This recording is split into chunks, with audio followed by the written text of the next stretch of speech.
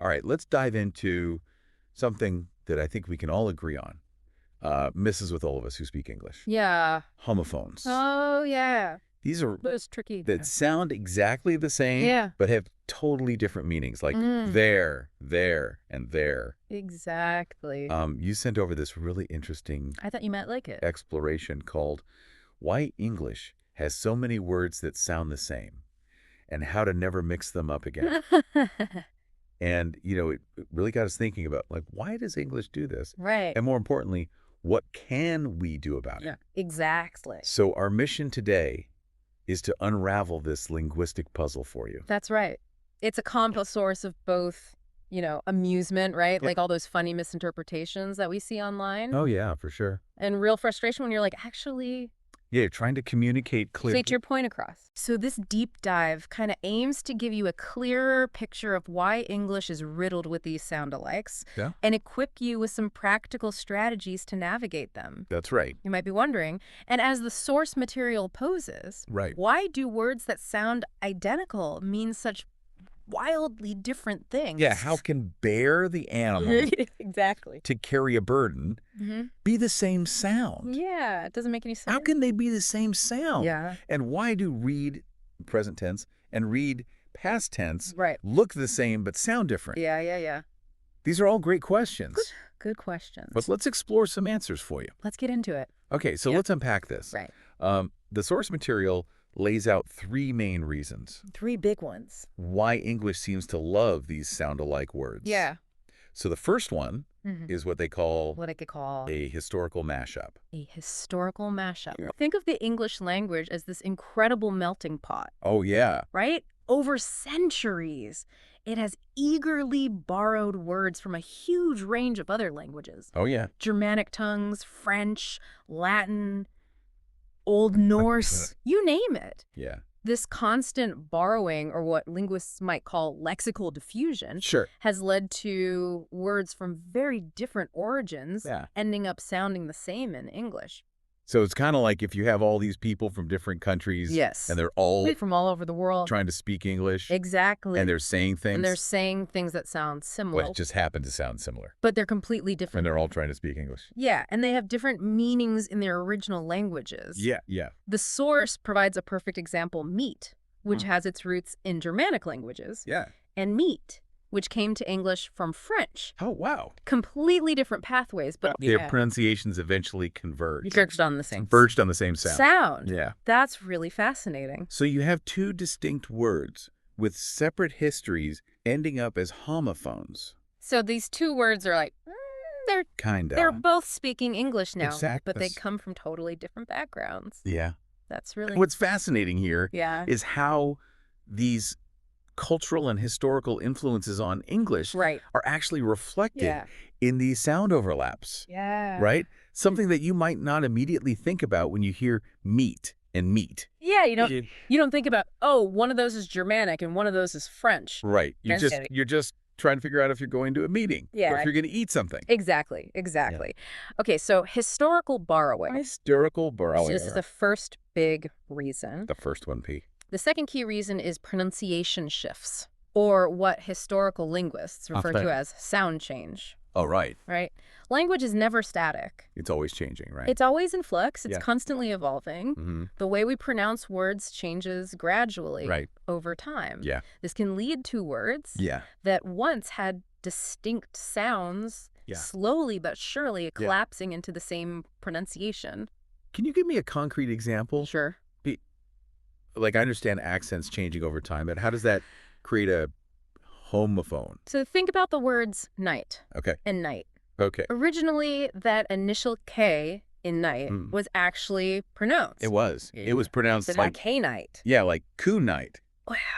And over many centuries, that K sound just faded away. It faded away. It faded away. Wow. I did not know that. Leaving us with two words That are exactly the same. that sound identical but have very different meanings. That's really interesting. Similarly, consider right, and right. They all have different origins Okay. and likely had more varied pronunciations in the past, Yeah. but they've all converged to that single right sound. So they've all met up at the same sound. They met up at the same sound. Wow. If we connect this to the bigger picture, Yeah. it really shows you how fluid language is and how these sound similarities are often the lingering shadows of pronunciation's past. Like they've worn away They've worn away, until they bump into each other. dumped into each other and become the same sound. And they're the same sounds. Yeah. That's a really vivid It is. way to picture that. Yeah. Okay, and what's the third reason The third reason why English has so many homophones? is simply the nature of short words. Short words. The source points out that shorter words like to, and to Yeah. are just inherently More likely to sound alike right. than longer, more complex words Okay. with multiple syllables, Right. with fewer sounds involved. Yeah. The chances of overlap naturally increase. Right. Because it's just. It's a bit like Yeah. having a limited set of musical notes. Oh, yeah. You're more likely to create similar short melodies Yeah. than long, intricate ones. That makes perfect sense. Yeah. It's harder to imagine inconsequential, accidentally sounding like some other word Yeah. than it is for to, and to get mixed up. Yeah. It's almost like it's just statistically It's almost a statistical inevitability. inevitable that short words are going to be homophones. Its short words will have more homophone partners, yeah, just by virtue of their brevity. yeah, because they're short. Exactly. Okay, so we've got the historical mixing, Historical mix. the wearing down of sounds over time. The erosion of pronunciation and the inherent simplicity of short words all contributing Both those things to come. this fascinating and sometimes frustrating and sometimes world with homophones. Absolutely. Now, Yeah. the piece you shared Mm-hmm. also had this, Yeah. I don't know if it's apocryphal or not, Less. but it was a really great story It's a good one. that really kind of brought this to life. Yeah. Can you remind us what that was? Yeah. So somebody online shared a classic example of homophone-induced confusion. Okay. And I love this one. I wrote, I need a new pair of jeans. As pair of jeans. My friend asked if I wanted fruit pants. Fruit pants. Fruit pants. Oh my gosh, that's so good. I love that one. That is such a good example It's a classic. of how, Yeah. even though we may intellectually know that there's a difference between pair and pair, Yeah. when you see it written down, Yeah. and you're not really paying attention, Yeah. Yeah. Especially when you're typing fast or something like that. or you're in a hurry. Yeah. Your brain just Your brain just goes on autopilot. was, oh, pair of jeans. Pair of jeans. Why not? Sounds good. Ship it. It's perfect sense. So it really highlights that while we might, Yeah. intellectually know the difference between words I agree. when they sound identical, Yeah. our brains can sometimes take a comical detour. They can, and they do. They do. All the time. And it makes you wonder, right? Yeah. How many similar everyday miscommunications Right. happen all the time All the time. without us even realizing? Without us even realizing. That's probably happening constantly. Right. Yeah. Because we just gloss over it. We just assume we know what the other person meant. Yeah, Yeah. that's right. And And it underscores why yeah. having some strategies Yeah. to consciously differentiate these words Yeah. can be so helpful, Yeah. even if we don't realize we're doing it. Often manage it unconsciously. Right. Which brings us to the sources breakdown of Okay. some of the most commonly mixed up homophones Yeah. and the clever mnemonic tricks. Yeah. Suggest. Oh, the mnemonics? Yeah. Those are really helpful. So let's tackle the big one first. Okay. There, and there. Okay, here we go. Here we go. This is the Mount Everest Probably the hardest one of homophone confusion for so many people. for so many people. Yeah, myself included. Oh, for sure. All right. Okay, give me those mnemonics. So for there, Okay. which indicates a place, Okay. the trick is to notice Okay. that it contains the word here. Here. So if you're talking about location, Yeah. there is your word. Okay. It's over there. So there has here in it. There has here in it, And it's talking about a place. and it refers to place. I got it. It's a simple little That's a really nice visual. Yeah. It's an embedded clue. link. Yeah. Yeah. Okay, what about there? So for there, The possessive one. which shows possession, Okay. something belonging to a group of people, Okay. the mnemonic Okay. is that there has air in it. Air. Think of heirs Yeah. inheriting or owning things. Yeah. So there relates to There ownership. was air. there is air. And an heir owns It things. owns things or inherits things. Yeah. Therefore, there shows possession. That's actually a pretty good one. That is a good one. I like that one. Yeah. Okay. And finally, Okay, the last one, the last of the trio. There is are... perhaps the easiest one to remember Okay. because it's a contraction, a Yeah. shortened form of they are. Yeah. The apostrophe is the key here, Right. signaling the missing letters. So if you can expand there to they are, Right. and it still makes sense, Yeah. that's the one you need. It's the apostrophe. It's the apostrophe standing in for the A. Yeah. Yeah. All right, I'm feeling a little bit better about there, and there. Good, good. What's next on the list of? Is the dynamic duo Yeah. of your Okay. versus your. Okay. The logic here is Yeah. very similar to their distinction. Right. Your signifies possession, as in Possession. your book Okay. or your opinion. Your is your stuff. Yeah, it indicates something belonging to the person you're addressing. Right. So if it's yours, Yeah. it's your. It's your, you and can- your, just like, there is a contraction. Okay. It's the shortened version Of you are. of you are. Okay, so same rule. And the same rule applies. If you If you mentally substitute put you are in the sentence, you are into the sentence, Yeah. and it remains grammatically correct, then you need the apostrophe. then your with the apostrophe Okay. is the one you should use. So you're possessing. You are contraction. Okay, I'm seeing a pattern here You are indeed. with these apostrophes. Yeah. Okay. And that pattern continues Yeah. with our next frequently confused pair. And Well, this one always gets me. yeah, this one can be tricky. This one, sometimes I have to like really Think about it. think about it. Yeah. Okay, so help me. So it indicates possession when referring to a singular inanimate object or an animal. Right. Like the dog wagged its tail. Okay. No apostrophe Yeah. in the possessive form of it. Right. It's just it's. It's just it's. Right. This is where a lot of the confusion stems from. Yeah, because normally we're used to Because with most nouns, right, putting an apostrophe s we add an apostrophe and an as to show possession. to show that it's possessive. But it bucks that trend. yeah. It does its own thing. Does its own thing. Yeah. Right. And then And then it's with the apostrophe. it's with the apostrophe. Is, again, the contraction of it is. Okay. So echoing our previous examples, if you can replace it's with it is Right. in your sentence and it still makes sense, Right. then you know you need the apostrophe. Okay, so the pro tip is if you can substitute, If you can substitute it is, it is your, they are, Yeah. then you need the apostrophe And you need the apostrophe. in the contracted form. Okay, that is a very good rule Because- to remember. It's a simple mental substitution Yeah. that can really prevent a lot of common errors. Yeah. Okay. Yeah, That's a good one. good. Now the source also touches on Yes. kind of a related but different A slightly different, the related category of words. yeah, Homographs. homographs. Yeah. So what makes them a unique kind of linguistic puzzle? So these are words that share Not just sound-alikes, but they look the same. and pronunciation, but But- have completely different meanings. Yeah, that sounds like it could be I can be even more confused particularly tricky, than the other especially in written form. ones. Yeah. Okay.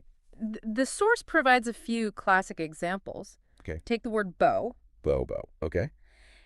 It can mean to bend at the waist as a Mm. sign of respect. Aye. It can be a decorative ribbon, Right. like on a gift. Like a bow on a present. Or it can refer to the front section of a boat, Right. The bow of a ship. the bow of a ship. Okay. Same spelling, same It pronunciation. looks the same. Yeah, It sounds the same, but entirely different concepts. but it means three different things. Yeah. Wow. So how do you So in those cases, Yeah. you're relying entirely on the context of the sentence. just have to figure it out Yeah. You have to figure it out from the surrounding or information. from what's around it? Yeah, there's no audio or spelling difference There's no clue Oh. to guide you.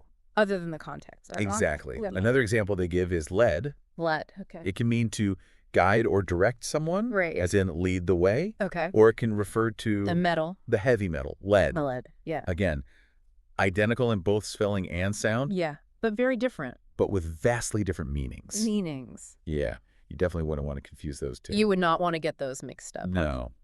And the final example Yeah. of a homograph from the source Yeah. is tear. Tear. Okay. It can refer to ripping something, Like- like tear a piece of paper, Yeah.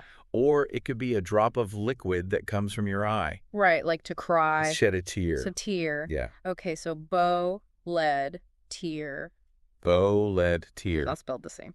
All spelled the same, Pronounce the same, but mean totally different thing. entirely different things. Yeah, that just shows how much we have to It really underscores just how much we rely on rely on the other words in the sentence. the surrounding words That give and the overall situation. and meaning to correctly interpret language. Right, so the context is everything. Absolutely. And speaking of context, And speaking of context, the source that you shared also What? mentioned this clever little listener hack. listener hack, Yeah. which I thought was really interesting. I like this one. Tell us more about that. So this listener shared Yeah. that they draw little mental or even actual pictures Okay. next to homophones Okay. to help differentiate them Oh, in their mind. interesting. For example, they might picture a flower Right. next to the word flower Okay. and a loaf of bread next Okay. to flower. Okay. The idea is, so they're using this image To create a strong visual link in your memory. to remember which one is which. That helps you recall the correct spelling and meaning. That's really interesting. It is. That's actually it's a fantastic illustration a good idea. of how individuals develop their own unique Yeah. and personalized strategies. Because not everybody learns the same way. Exactly, for Oh. navigating the nuances of language. Some people are very visual learners. Right. Yeah. And this is a great example of that. Okay, so beyond these... Now, beyond these specific mnemonic tricks, Yeah. listener hacks, Right. the source also touches on Yeah. how native English speakers actually manage to tell Right. homophones apart most of the time Most of the time. without even consciously thinking about it. Without even thinking about it. Right. Yeah. So what are some of those automatic processes at play? Well, I think the biggest one is, This one. and we've talked about it a lot. Yeah, we've alluded to it. It is context. Context is king. The Yeah. surrounding words in a sentence Other words, and the overall situation in this sentence in which the word is used often give us enough information to know almost always provide enough information what the right word is. to make the intended meaning perfectly clear. Yeah, like use the example. The example given, I saw a bear. I saw a bear. Can't bear it. I can't bear it. And you just know Yeah, automatically you instinctively know which bear it is. which bear is meant Yeah. based on the surrounding words and the overall meaning of the sentence. Our brains are really good at Our brains are incredibly efficient figuring that stuff out. at using these probabilistic cues to disambiguate meaning. Yeah, we're just Yes. constantly doing these calculations Our brains are constantly processing without even realizing it. the surrounding linguistic environment to narrow down the Yeah. possible interpretations of a word. It's like our internal grammar. And this happens so rapidly and automatically Right. that we're usually not even aware We don't even think about it. of the cognitive work going on behind the scenes. It just happens. It just And happens. what's another way? Sometimes the spelling of a homophone Yeah. can offer a visual clue Oh, interesting. that reinforces its meaning, Okay. even though the pronunciation is the same. Okay. The source gives a fun example with Yeah. stationary, Okay. writing paper, Yeah. and desert, a sandy place, or to abandon. Oh, right. Yeah. Stationary has an E like envelope. Stationary has an E like envelope. Right. And dessert Yeah. has 2 S's. That. Because you always want more dessert. You always want more dessert, so you need 2 S's. Yeah, that's a good one. That's a good one. Okay, so that's another way. So those are great little spelling mnemonics So we can kind of keep them straight. that many of us pick up over time. And they act as these little visual shortcuts to Right. meaning. Right. Yeah, and while they don't directly address the shared pronunciation, Right. they help you choose the correct spelling when writing, Right. which in turn conveys the intended meaning Yeah. in written communication. And what about for those homographs? Right, for homographs. Those ones that sound and look the same? Words that look and sound the same. Yeah, how do we tell those apart? So in some cases, like Mhm. read in the present tense, Oh. I read every day, and Mhm. read in the past tense. I Yeah. read that book yesterday. Yeah, they look the same. The spelling is identical, Yeah. but a native speaker will often subtly shift the emphasis or even Right. the vowel sound Right. almost imperceptibly Right. to signal which tense they're using. So even though it looks the same on the page, Even though it looks identical on the page Yeah. and sounds very similar,